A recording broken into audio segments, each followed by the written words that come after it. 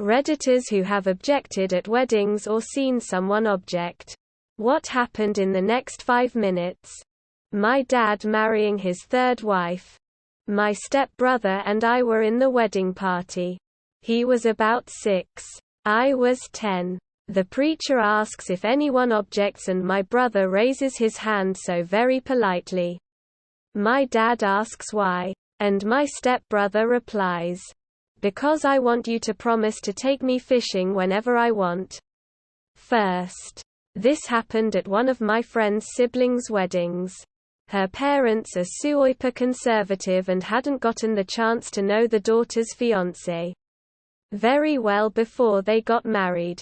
In their minds all that was relevant about him was that he was 10 years older than her and had been previously divorced. They had made subtle and not so subtle comments here and there before the wedding that they weren't happy about it. It should have been a forewarning of what was to come. The day of the wedding.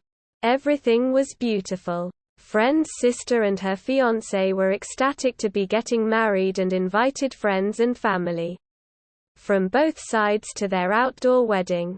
All was going well. Until the preacher asks the audience if anyone has objections to why they should get married.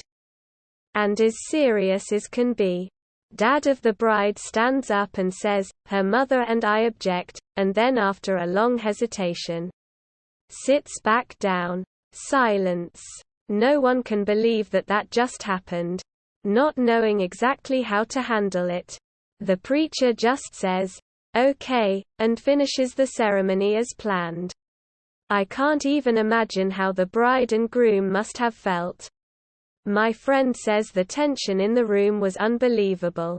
But they got married all the same. They just do a lot of avoiding the aisles as one might imagine.